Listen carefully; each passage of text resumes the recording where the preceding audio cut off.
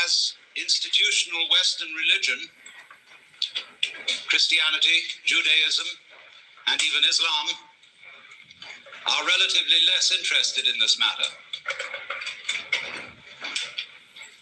Western religions are more concerned with behavior, doctrine, and belief than with any transformation of the way in which we are aware of ourselves and of the world. But this matter concerns psychiatry and psychology very much. Only those states of consciousness which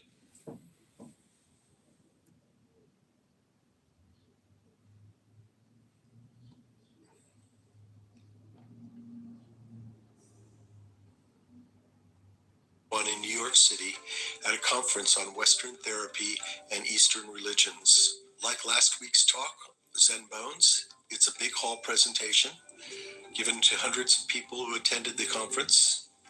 And in it, my father explores both Western therapy and Western religions in relationship to the mystical experiences or altered states that are the basis of Eastern religions.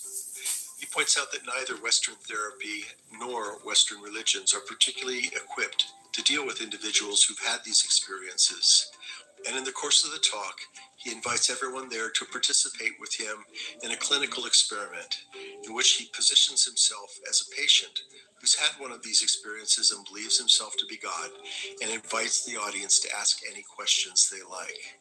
The results are lively, at times hilarious, and definitely enlightening as he pivots from idea to idea and question to question and delivers a remarkable performance. And now here's Alan Watts in On Being God.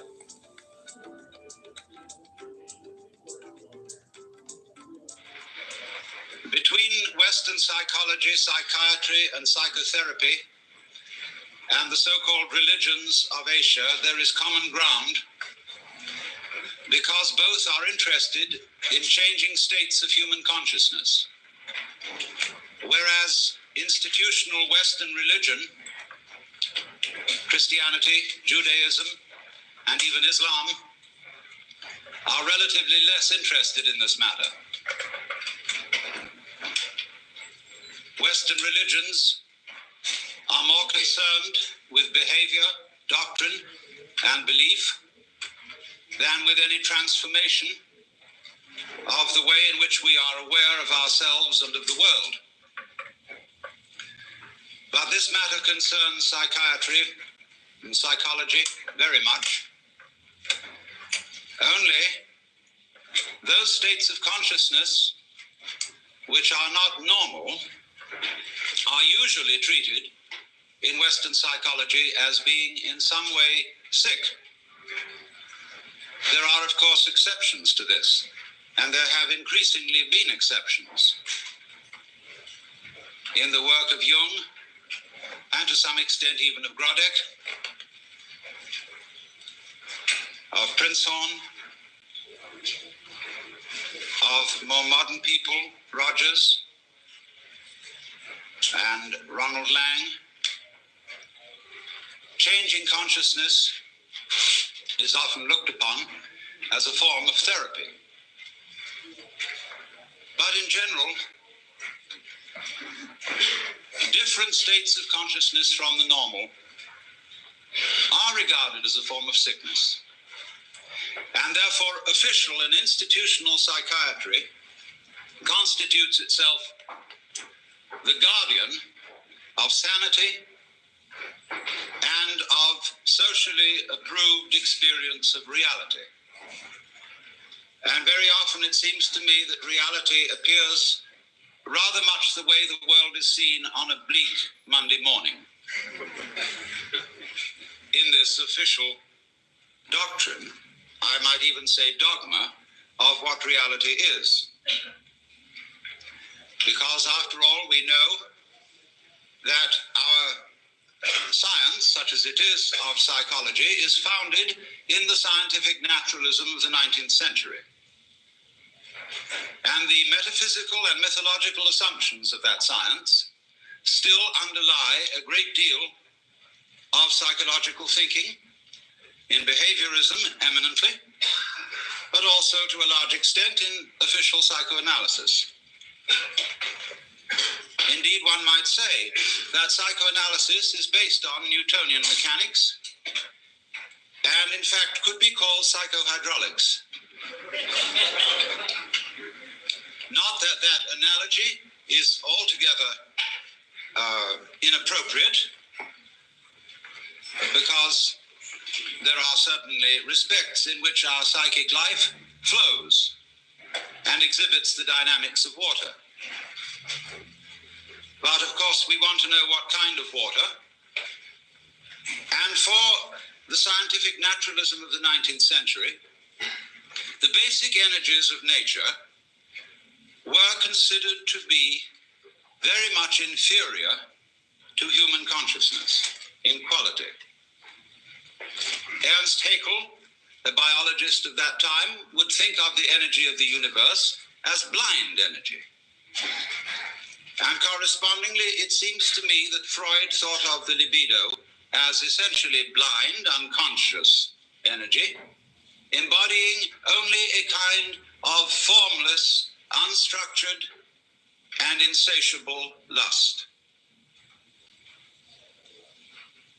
This is a generalization. Some modification in that thinking is, of course, possible. But the tendency is to regard all that which lies below the surface of human consciousness as being less evolved, because you must remember that this was also the time of Darwin's theories of evolution, of seeing the human mind as a fortuitous development from much more primitive forms of life, coming forth by purely mechanical processes, by natural selection and by the survival of the fittest. And therefore, man was in general seen as a fluke of nature, an embodiment of reason, emotion, and values, for which the more basic processes of nature had no sympathy and about which they did not care. If, therefore, the human race is to flourish, we must take charge of evolution. It can no longer be left to spontaneous process, but must be directed by human ingenuity, despite the fact that although our brains are capable of dealing with a colossal number of variables at once, our conscious attention is not. Most people cannot consider more than 3 variables at the same time without using a pencil. And this shows that in many ways, the scanning process of man's conscious attention is very inadequate for dealing with the infinitely many variables, the multidimensional processes of the natural universe. However, a serious attempt has been made, and scientific naturalism issued in a fantastic fight with nature, in this whole notion of the conquest and subordination of nature, which has, as a matter of fact, very ancient, non-scientific and biblical origins, with the idea of man as the head and chief and ruler of nature in the image of God. And the time has now dawned upon us all when our attempts to beat nature into submission are having alarming results, because we see that it's very dangerous to mess around with processes that we don't understand, that have enormous numbers of variables, and we begin to wonder whether we hadn't better let well enough alone. At the same time, although I said that Western psychology had more in common or more common interest with Oriental religion than it does with Western religion, there is a sense in which psychiatry and psychotherapy are becoming the religion of the West. Psychoanalysis has much in common with the forms and procedures of institutional religion. There is, for example, apostolic succession, the passing down of mana, of qualified power to practice therapy from the father founder, Sigmund Freud, through his immediate apostles, to an enormous company of archbishops and bishops, among whom there are, of course, as there were with Christianity, heresiarchs, such as Jung and Grodek and Rank and Reich. And the heresiarchs are duly excommunicated and anathematized.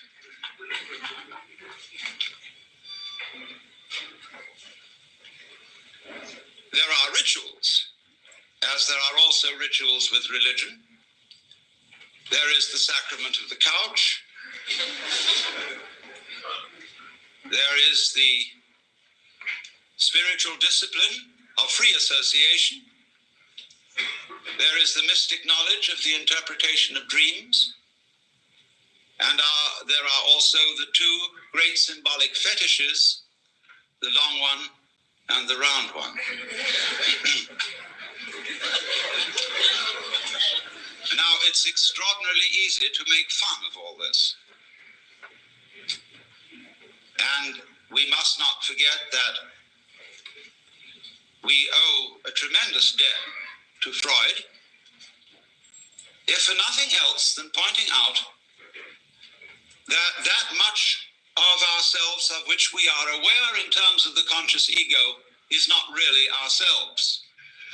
It is something superficial. However we define its nature, it is superficial. And the realities of human life are not under the gaze of its scanning process, at least not in the ordinary way. And that was a tremendous revelation. There's no question about that. But one sees troublesome signs when the doctrines and processes of psychiatry, psychoanalysis, and so forth become officialized. And I think Thomas Sass, in his books, The Myth of Mental Illness and The Manufacture of Madness, is pointing out something extremely important to us, which is that, in effect, the psychological official of today is the priest, and that he is beginning to exercise the same sort of controls over human life as were exercised by the church in the Middle Ages. So that a professor of psychiatry at Columbia or Harvard or Yale medical schools has today the same sort of intellectual respectability and authority as the professor of theology at the University of Toledo or Padua would have had in the year 1400. Now you must realize that the theologians of those days not simply believed in their cosmology and the theology, they almost knew it was true in the same way that our scientists know certain things to be true. Despite the fact that they change their opinions very often, while they hold them, they have in effect the force of dogma, as witness the anathematization of Velikovsky for his uncomfortable ideas. And therefore, there are heresies existing today which are persecuted in the same way as heresies were persecuted by the Holy Inquisition. And they are persecuted out of kindness, in exactly the same way that the Holy Inquisition persecuted heresy out of kindness and deep concern for human beings. That is unimaginable to us, but it was so. For after all, if you seriously believe that someone who did not hold the Catholic faith and who voluntarily rejected it would be tortured physically and spiritually forever and ever and ever in hell, you would resort to almost any means to preserve a fellow human being from such a fate, especially if the complaint or disease of heresy from which he suffered was infectious. You would first of all reason with him. And if he was not responsive to reason, you would resort to abuse and to forceful argument. And if he was not responsive to that, you would give him shock treatment and bang him about. If that didn't work, the thumb screw and the rack and the Iron Maiden. And if that didn't work, as a last desperate resort, you would burn him at the stake in the pious hope that in the midst of those searing fires he would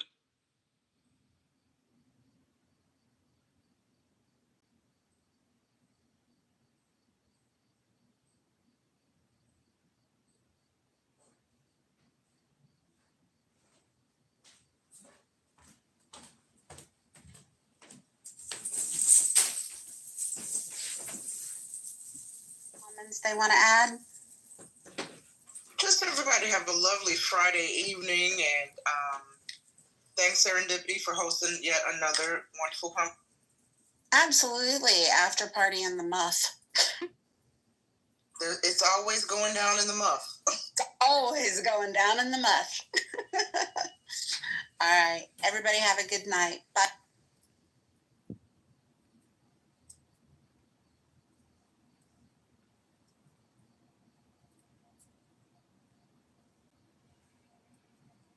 Look at this, it's called Going Down in the Muff.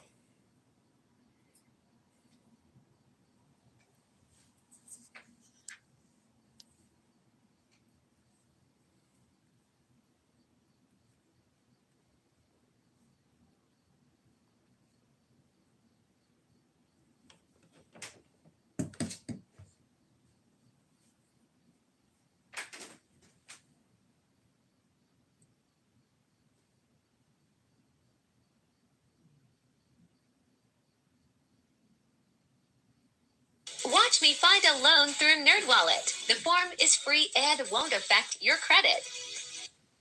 Desperate resort, you would burn him at the stake in the pious hope that in the midst of those searing fires he would think better and make a last act of perfect contrition, and so be rescued from everlasting damnation. And you did all this in the spirit of this is going to hurt me more than it's going to hurt you. In the spirit of a surgeon who is very, very sorry indeed that he has to make you undergo this extremely painful operation. But it is in your best interests, and there really is at least a 50-50 chance that you may survive. And so, therefore, in perfectly scientific medical spirit, people may be very arbitrarily and without due process deprived of their civil rights, incarcerated in prisons that are in many cases much worse than prisons for criminals, and generally left to rot, be neglected and ignored, and when bumptious, given shock treatment or put in solitary confinement. For what? Because they have unorthodox and heretical states of consciousness. A lot of these people are not dangerous until provoked into being dangerous by being ignored, by being treated as machines, and in generally defined as non-human. And if you are defined as non-human, there's precious little you can do about it, because everything you say that sounds human will be taken as a kind of utterance of a mechanical man, as imitating humanness out of lunatic cunning. You will be suspicious. Everything you say will be listened to in a different way and with different ears. and you will have one hell of a time talking yourself out of it. Because there really are no rules as to what one must do when incarcerated for having unorthodox consciousness. There is no clear road to repentance. And this is found likewise in jails, where people are incarcerated on 1 to 10-year sentences, as in places like Vacaville, California, where when I visited such prisons, young men have come to me in perfect desperation, saying, I don't know what's happened to me, because I want to live like a decent citizen. I know I've done things that are wrong, but I simply don't know what is expected of me here. If I try to do what's expected, they say I'm compliant. And that seems to be some sort of a sickness. Thomas Sass drew attention to this when he quoted a discussion of the types of school children who may very well need therapy. There were overachieving children. There were underachieving children. There were children who exhibited erratic patterns. There were children who were sort of dully mediocre. In fact, every sort of child can be given a diagnostic name for his behavior which sounds sick. As Jung once suggested, life itself is a disease with a very poor prognosis. It lingers on for years and invariably ends with death.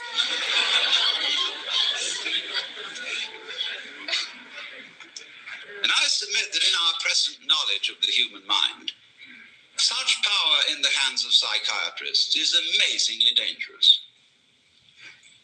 For I would suggest that today we know about as much concerning the human mind as we knew about the galaxy in 1300. And that while there are indeed individuals who are certainly able to perform psychotherapy, it is the sheerest arrogance for anybody to say that he is officially qualified to do so. We do not know how it is done, just as we do not know, really, how musical, artistic, and literary genius is done. You cannot really teach it. You can put the tools for doing these things into people's hands, and you can show them how to use the tools. But whether they will use those tools with genius is quite unpredictable. And this is above all true of the art of psychotherapy. We don't know how it's done. We've got some vague ideas. There probably are some people who, by reason of their mental derangement, are probably not qualified to perform it because they are maybe out just to make other people into messes. But to say that there are certain standards and certain examinations that can be passed and certificates that could be issued, which do indeed qualify people for this work, is, I think, pernicious nonsense. And is used, of course, out of economic self-interest when those who consider themselves official therapists run into competition. The same was done by religion. I was talking, imagine it, to a Buddhist priest in Thailand some years ago. I was looking at some books in a bookshop in the precincts of a Buddhist temple. And I was wandering over and I noticed a book on a certain form of Buddhist meditation. And I murmured, Satipatthana, which is the name of a certain kind of Buddhist meditation. And a voice suddenly said to me, you practice Satipatthana? I looked up, and there was a skinny Buddhist monk in a yellow robe with rather red eyes looking at me. I said, not exactly Satipatthana. I use a different method. It's called Zen. Oh, Satipatthana, not Zen. I said, oh, well, it's something like it, isn't it? No. Well, it's rather like yoga, I said, isn't it? Not yoga. No, Satipatthana different. Only right way. Well, look, I said to him, I have a lot of Roman Catholic friends who tell me that their way is the only right way. Who am I to believe? You know, I said, you're like someone who's got a ferry boat for crossing the river. I used the Buddhist simile. And another fellow down the stream has opened up ferry business. And you go to the government and say, he's not authorized to operate a ferry boat because he's competition to you. Let all operate ferry boats who will. And if you haven't got the sense to stay off one that sinks, it's your fault. And after all, I could say to him, you believe that everything that happens to you is your own karma. So why worry? But now, it's so interesting that since official psychiatry, and I underline that word official because I hope those of you in this audience who are therapists will regard yourselves as unofficial. Lisa, that'll give you an out. But nevertheless, official psychiatry has curious things in common with Western religion, as well as with Eastern.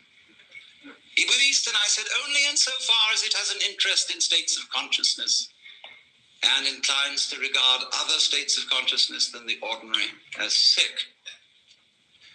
But it has one very important feature in common with Western religion.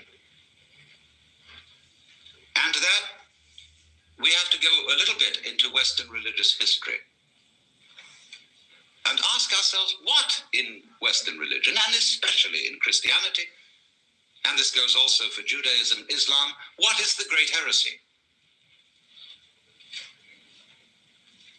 Curiously enough, the great heresy was first in the West committed by no less a person than Jesus Christ, who believed himself to be God. This, of course, will be unquestionably true if you think that the Gospel of St. John has historical value. It's a little vaguer in the Synoptic Gospels, but if you read the Gospel of St. John, there is absolutely no doubt about it, for he said, I and the Father are one. He who has seen me has seen the Father. Before Abraham was, I am. I am the way, the truth, and the life. I am the resurrection and the life. He said all that according to this gospel. And that is something that in the Western world you are not supposed to say. And especially you are not supposed to believe it. And naturally it was very difficult for Jesus because he was saying all this in the context of the Hebrew culture. And he tried to find language in the Hebrew scriptures with which to express his state of consciousness, because he had an unusual state of consciousness. As I read it, he had cosmic consciousness, otherwise known as mystical experience, otherwise known as moksha, nirvana, bodhi, satori, fana elvana, or what you will. And that happens to people. It has happened as far back as we know. It happens all over the world and in all cultures. We don't know very much about it. We don't really know ways in which to make it happen because it seems to be of the nature of it that it is a spontaneous surprise. But it unquestionably happens. And most people keep their mouths shut about it when it does. I had a friend who in the middle of having a stroke had this illumination. And he said to me, I fear to speak to my friends of this, but it was the most beautiful experience. I shall never be afraid of death. In fact, I recommend everyone to have a stroke.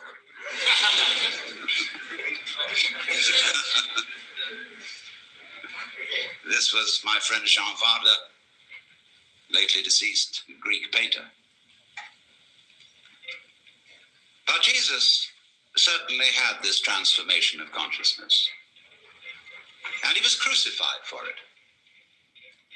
Why? Because he had committed an act of insubordination and treason against the cosmic government.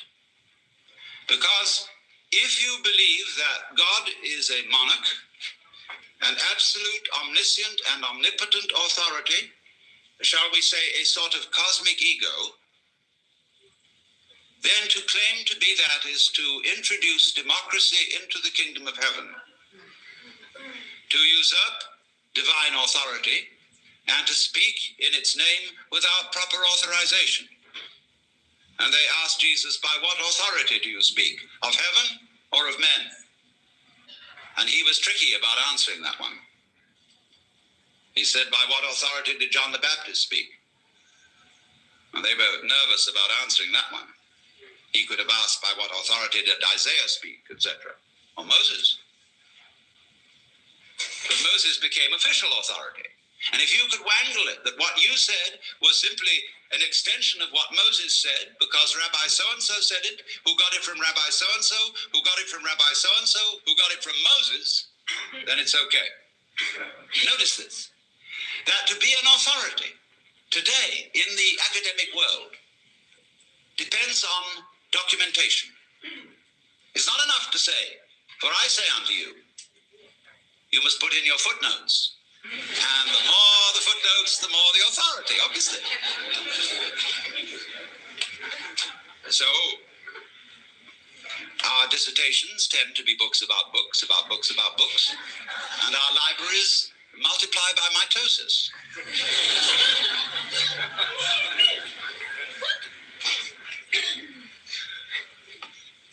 So, when somebody speaks as an authority, that means speaks as the author. That's all it means. It's a statement of which you are the author, and therefore for which you assume responsibility. That is to speak with authority. And to be original is likewise not to be freaky, but to speak from the origin.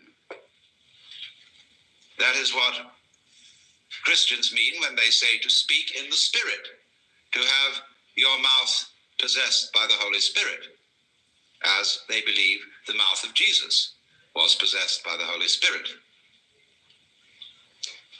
So the gospel of Jesus, which of course was hushed up from its inception, was that wake up everybody and find out who you are. Asking that, again in the Gospel of St. John, they, pointing to his disciples, may be one, even as you, Father, and I are one. And when he was accused of blasphemy, the Jews took up stones to stone him, you know. And he said, many good works have I shown you from the Father, and from which of these do you stone me? And they said, for a good work we don't stone you, but for blasphemy, because you being a man make yourself God. Now listen to the reply. He said, is it not written in your law,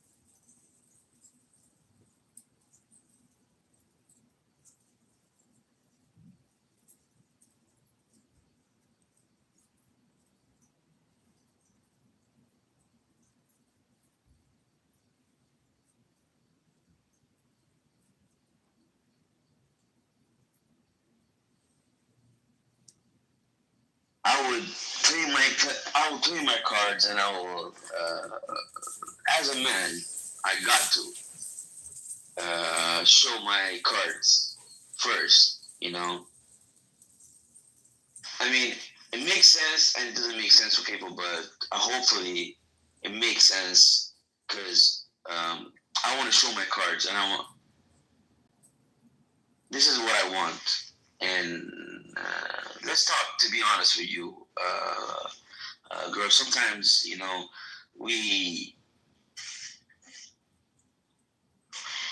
guys, we're very insecure. I'll tell you that for sure, 1,000%. And that is me giving you the game. We men are very, very insecure.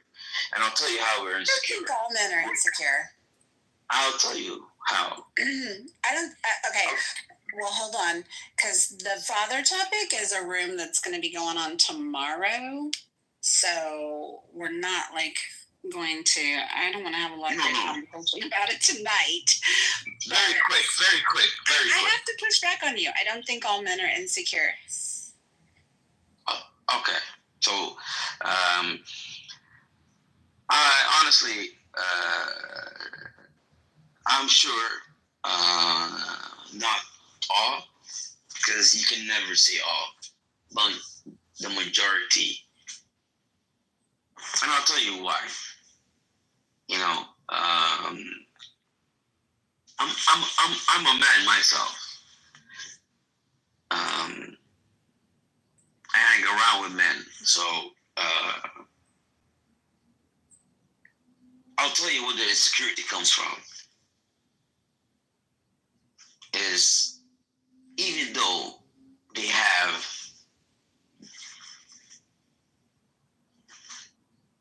meet good girls, you know, and they go out. So what they do is, Hold on a second, Hussein. Hold on a second. BB, I'd love to hear your thoughts on men and insecurity. I think all people go through insecure periods of time in their life for sure. But I don't know that I even agree with this assessment that most men are insecure. What do you think? No, I don't think most men are. I think you just have to be. I wouldn't say most men are. I would say most men are. I believe that some men aren't. You just have to be true to yourself. You have to be able to love yourself, have lunch with yourself, and just not be. I don't know, man. And for me, I'm not. I'll tell you, this is my thinking. Like for me, I think it's innate for men to be protective, for them to be providers, for them to be leaders. And I think that you would probably struggle with some of those responsibilities if there wasn't at least some extensive level of security in yourself. Like, I don't know. I think that's innate in men. I'll tell you how. If you I think. No, you're saying you're going to spend 20 minutes trying to prove one point. No, it's not 20 minutes. It's just 1 minute. I've been in lots of rooms with you. It's very hard. But I think a lot of it is just being it's okay to be sensitive and emotional. And then other men or other people would think that man, he's being insecure. It's not. You can be sensitive, emotional, be angry, be happy. You're allowed to have feelings, emotions. It's not that. It is, because some men are afraid. Okay, so some men are afraid to show their emotions. They hide them. That's a form of insecurity. By being secure, you should be secure in your emotions. If you're sad one day, you're happy one day, I'll tell you emotional. I'll tell you how. Fuck myself. You guys can let me know when they want me. You know, it is. I'll tell you how. It's not me, but it's the people around me. There's a lot of people that come here now. Not you, but in this Western world, you know, and what is it? Very educated, smart people, you know, and just what do I have to do? So they have the smarts. Hold on a second. Because I don't like when men sit up on stages and pontificate. Can you mute up for just a second? I'm getting feedback. I don't like it when men sit up on stage and educate about the inner workings of women and how they understand what women think and how they act and who they are. So I certainly want to do that to you, which is why I want to invite the men that are on the stage. I think maybe if you sit and listen, I'd like to get some different perspectives and just see if other men are reading that the same way that you have. Project or Joe, do you guys have anything to contribute to the statement that most men are insecure? Men are weak. Bro, she just asked you to mute up and speak from other people. And I did. Yeah, well, I'd like to hear from maybe Project or Joe or anybody else in the audience that might want to come up and comment on the insecurity of men. Please do. Well, I'll say this, that let me get killed before you start. Baby, you're killing me. I'm dying here. All right, let's let Joe go.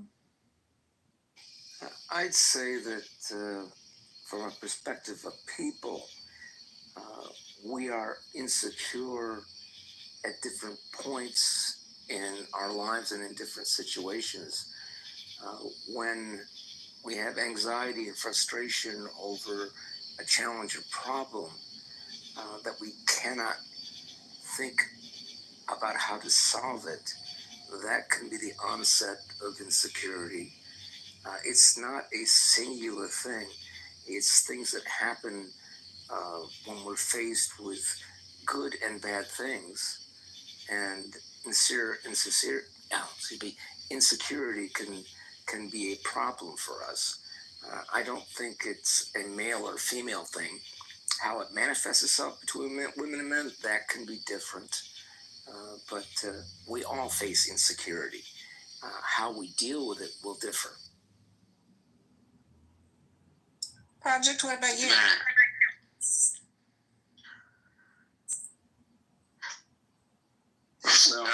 Serendipity.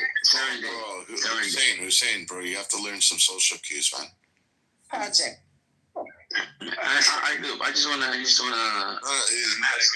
trying to interrupt again. Hussein, I'll give you the floor after Project speaks. I would love to hear Project's perspective on this. I can't. I want to ask Hussein a question, right? So, if you had a choice, right? If you could order, and you had a choice, you say, would you want a big brain or a big cock? What would you prefer? Man, fuck big cock. Not big cocks. He said cuck. Okay, let's keep it clean, gentlemen. What that? Project. I said cock. He said big cock. Did you wait? He said big cock. Fuck big cock. For real, fuck big cock. I don't give a fuck about big cock, man. You can have all right, I'm gonna mute myself. Yo, you are bullshit, bro.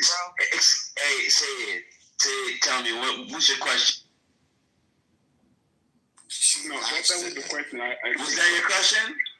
Yeah, you answered that thing. Man, all right then. So that was his question. Is you have a big cock or man? Come on, fuck big cock. What is? I'm good. I can have a normal cock, but I can have a good brain. You know. What was your second question? What was your second question, Hussein? Go ahead and succinctly provide it to the room, and then we'll get some more feedback. He was a smart ass, so he had a good question. So that's it. From me to you, Sandra, is that's a good one. Who's Sandra? No. I think this guy's high or drunk every time he comes on the stage. There's something going on. They're saying, do you... My bad. I'm going to mute now. Do you want a hug, bro? Yeah, it's not weak, because I don't want no hug, man. I don't want no hug. Yeah, but no. I had a question, and yeah. I think that all humans are born with insecurities, and it's part of life. Yeah, of course. As you do, and as you get, you learn to develop skills, You learn to overcome certain security. Like you're building securities, which now limits your insecurity. So you start to become more secure with who you are. The problem is where people become comfortable with who they are, and they're afraid to go out and to better themselves. So they become comfortable, and then what that allows is huge insecurities into their life. Yeah, I agree with you. I think insecurity is something that everybody struggles. I think that there are probably times where they struggle more than others. But like to define a man, I don't think insecurity would be even the list for me. Like, but I don't think they make men like they used to. No, I don't. I believe they don't, but I believe men. Principle of men have changed now. Men used to be real men, and caring about. Men care about respect. Men, these days, men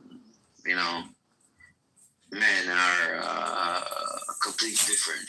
They don't respect men anymore. Especially in. Is this room brought to you by Tylenol? Because I'm getting headaches. No. I'm gonna be honest. They were serendipity, and they were having a conversation, and you kind of just jumped off mic and jumped in. Can we just let them have that dialogue for a minute? But I think serendipity. I think it's not even the men today, and it's not even our fathers of yesterday. It's our grandparents that were. So I don't know where it is, but I'm pretty sure you guys can find it for males from 17 to 29 years old aren't having sex anymore. Yeah, there's a huge drop. I've heard that study. There's also a huge drop in the testosterone in men today as opposed to even 2 decades ago, like 20%, which is pretty significant. And a huge drop in birth rates.